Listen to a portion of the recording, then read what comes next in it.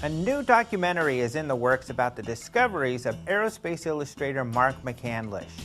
He says information has been shared with him about an alien reproduction vehicle built by the military using technology that has been back engineered from alien technology. McCandlish says that in 1988, he and a friend were planning on attending an air show at Norton Air Force Base. McCandlish ended up having to cancel due to a last-minute illustration needed by Popular Science. However, his friend Brad Sorensen did go, and through a well-connected acquaintance was able to gain entrance to a secured area of the base with a special display for politicians and military personnel with high-level security clearances. Sorensen told McCandlish that in this display were 3 flying saucers floating above the ground. They made no sound. One of them had the side panels removed so that you could see inside. There was also a monitor showing a video of these craft being test flown. They made hopping maneuvers and then shot straight up at incredible speeds, all while making no sound. The craft were referred to as alien reproduction vehicles and also had the nickname the Flux Liner. McCandlish says he believes these are part of a secret program that has been around for decades. Using his friend's description, McCandlish sketched the vehicle. He has since done research on how he believes the technology works. He says they use zero-point energy, a concept originally theorized by Albert Einstein. The feature-length documentary on McCandlish's research is titled Zero Point, The Story of Mark McCandlish and the Flux Liner. It is being made by James Allen, a filmmaker, photographer, and 3D designer from Savannah, Georgia. We contacted Allen on Skype to ask him about his movie. Hello, we are here with James Allen, and you've got a new documentary coming out, Zero Point, and the Flux Liner here on the work of Mark McCandlish. Have you watched the film? I've seen parts. I'm very familiar with the case, though, Okay. and I didn't want to see too much so that we can plug, get people excited and checking it out. It's called Zero Point, The Story of Mark McCandlish and the Flux Liner. Yeah, it's a feature-length documentary basically on Mark's story and the stuff around it. Right.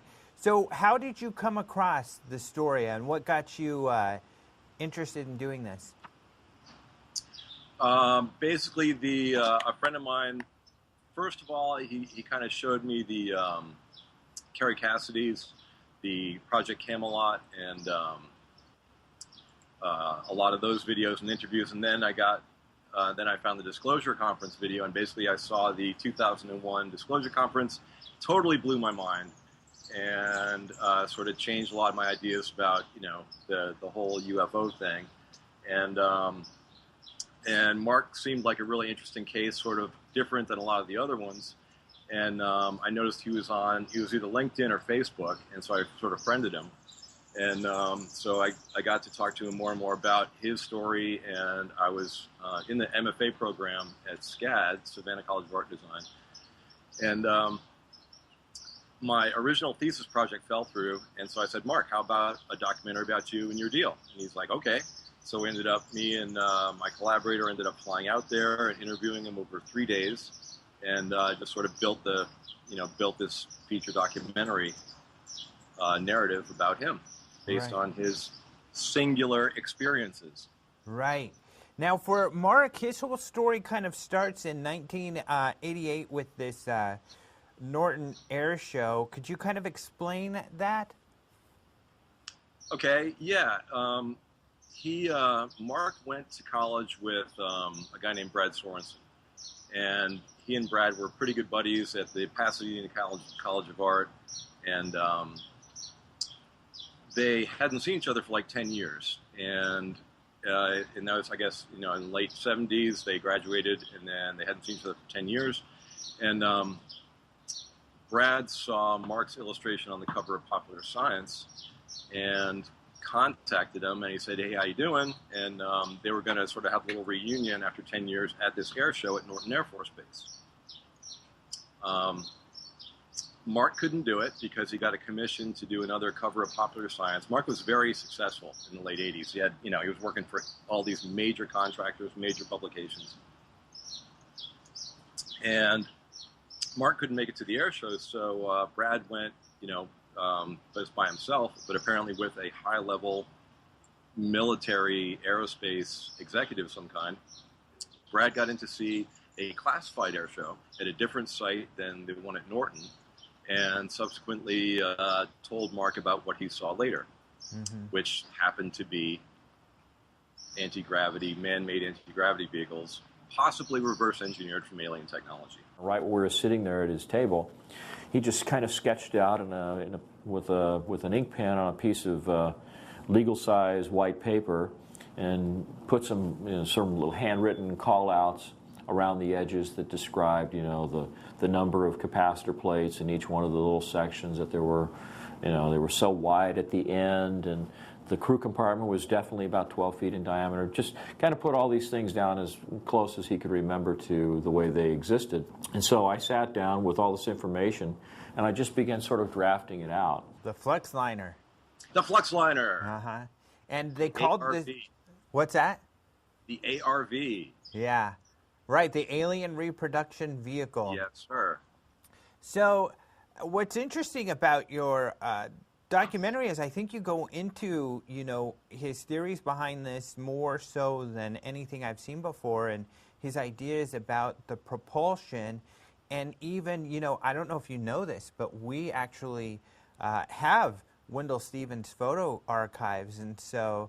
And I wanted to thank you guys because I actually used 2 of your photographs in the film. There's one sort of a close-up, and there's one that's sort of a lot of sky background, and those were actually sent over from a former employee of yours. And so I think I thanked you guys. Well, if I didn't, I will. Yeah, that's really cool. Maybe you can explain, because that's an interesting aspect there, how you use those pictures and the significance. Well, Mark wasn't just happy with Brad's story, so he basically sought out and found a bunch of corroboration for this.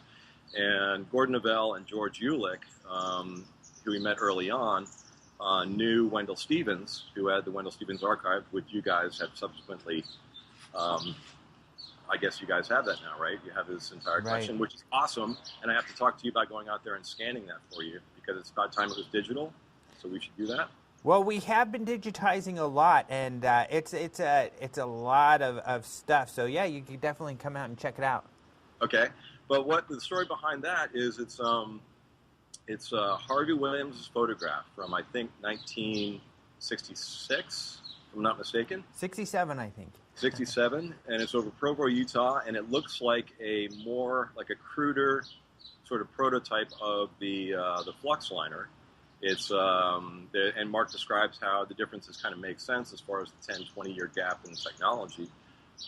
But that is a really good case. The Condon report made they did a lot of investigation into it.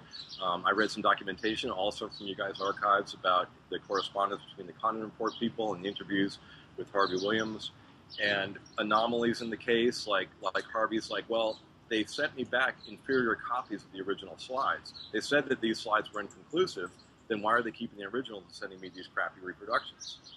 And so I'm really curious as to what happened to those slides. I don't know where they are. I'd like to see them, because apparently those the ones I used in the film are black and white, and the original chromes are in color, and there's apparently a brick red hue to the vehicle itself. So somewhere there's the original images, and I'm sure there's much higher quality imagery of that, which I'd like to get a hold of. Yeah. But that's an interesting case, yeah. That and McMinnville.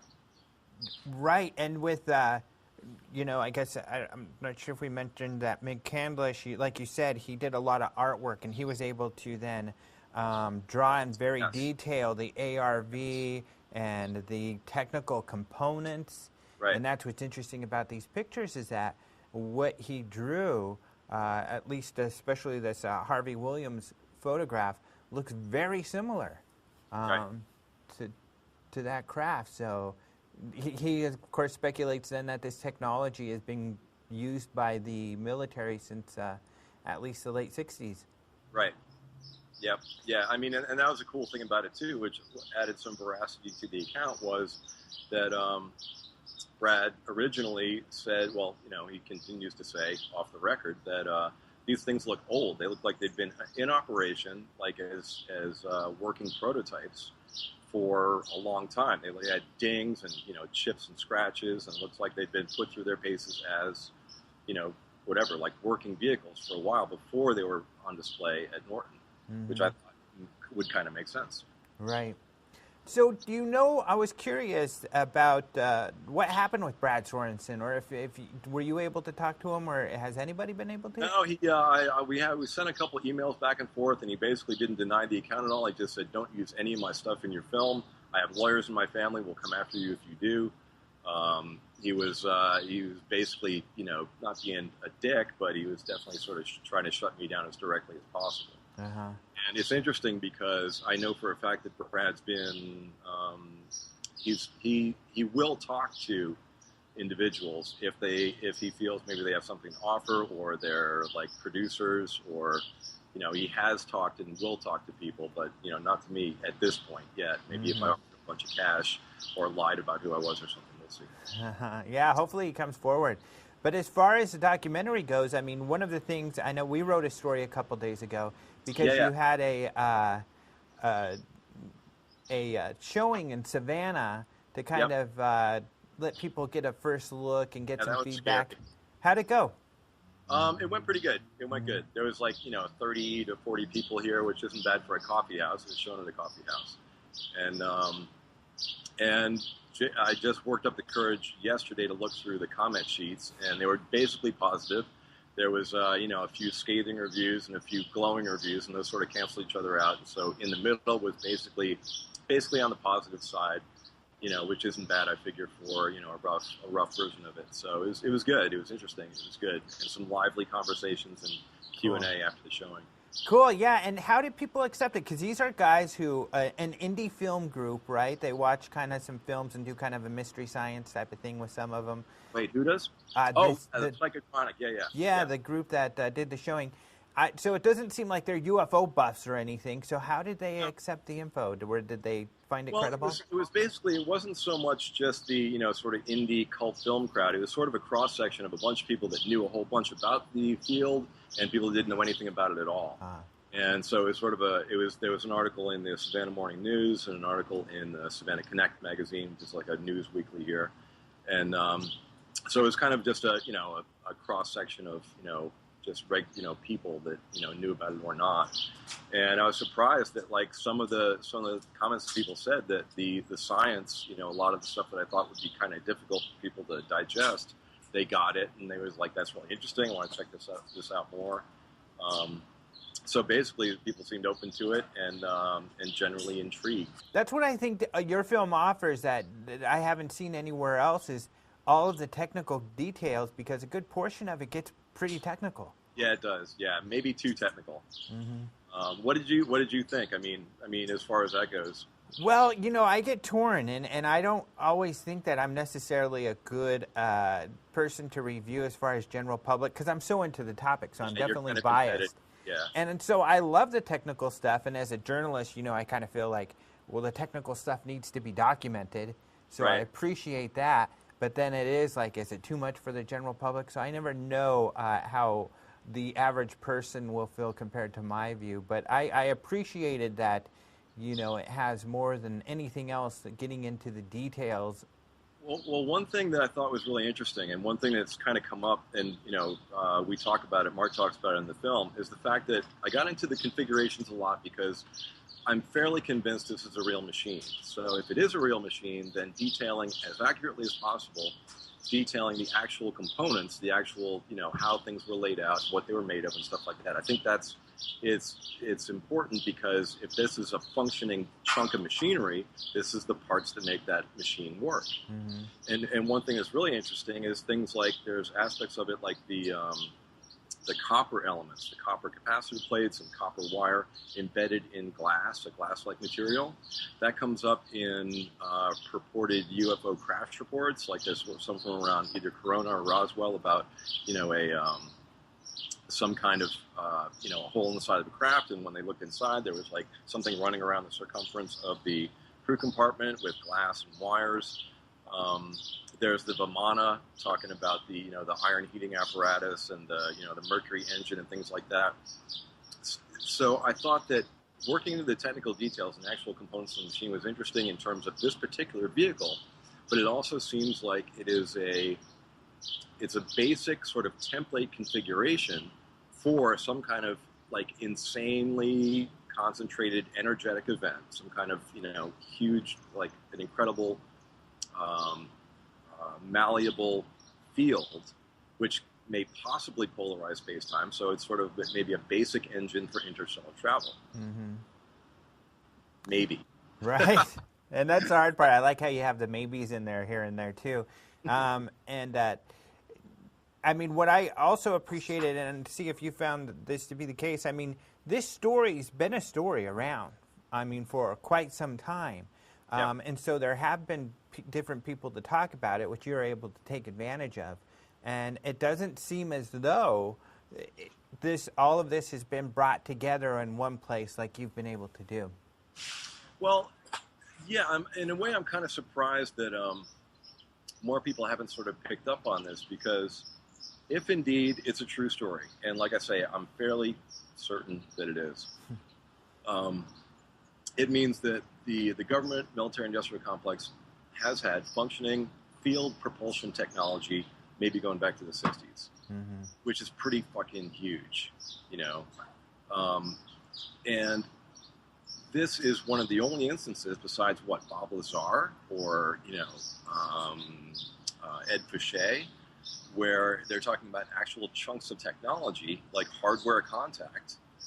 David Adair is another one, but but as far as something like what Mark has done with taking an eyewitness account and fleshing it out and finding corroboration for it, finding physicists. This is one thing that really impressed me about Mark's deal, was that he knew Tom Bearden already, which is probably one of the big reasons why Brad confided in him, because Brad talked about zero-point energy, and Mark's like, oh yeah, scalar energy, sure. And Brad's like, really? So he started telling him more and more about it. But the idea that this is functional technology and certain a certain strata of our society has been playing around with it on our dime since the 60s, that's kind of a huge thing. And so I'm kind of mystified as why a lot more people haven't picked up on this and sort of hammered on Lockheed or Grumman or whoever to say, are you guys really doing this? I actually called a spokesman at Lockheed and asked her straight up. I'm like, so what's going on with your electrogravitics program? And she's like, well, we're not at liberty to discuss those programs. And I'm like, really? Why not? And she's like, well, it might threaten our competitive advantage. And I really wish I'd gotten that on film or tape. Because my next documentary, Tom, are you listening? I want to do a sort of a investigative documentary on specifically on anti-gravity in the aerospace industry.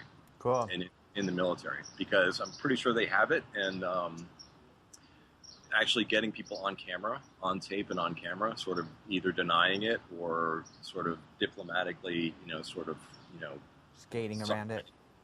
Right. So I think that'd be pretty interesting. Yeah, that would be cool. So when are you planning on, I think what you're going to kick off a Kickstarter to help finish this up. It looks pretty finished, but you need to wrap some stuff up with it, huh? Yeah, there's sound issues. There's a lot. The graphics could be a lot better. The CGI could be a lot better. There's a lot of stuff that could be, would be improved for sure. So is the Kickstarter up, or is that, when do you plan It's pending. That? I need to cut a new trailer and a pitch video. Okay. And I'm looking for, I don't know, well, it'll be on Kickstarter, but we're looking for in the range of $10,000 or more. Okay. For the first, basically to finish it up. The goal is to get it finished up by November 12th of this year, because that is the 25th anniversary of the air show at Norton Air Force Base. Oh, cool. And then you got to submit it to the UFO festival here. Yeah, well, the idea is to submit it to places like Sundance and South by Southwest and, Tribeca and stuff like that. Actually submit it for real. Mm-hmm. Cool, man. So where can people go to keep up with the updates? Oh, that's a good question. I'll let you know. Okay. There will be a Kickstarter, so I'll send all the links to that in the next. It should be up in the next month. Okay, cool. All right, we will definitely let people know too when that gets up. So thanks a lot for taking time to talk to us. Yeah, no, thank you guys. There's no place that I know of that brings together all of McCandlish's research like this movie plans to. It's so technical in nature that it makes for a compelling case that this theorized zero-point energy really exists.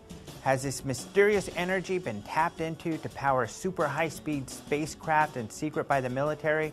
You'll have to check out the documentary and decide for yourself.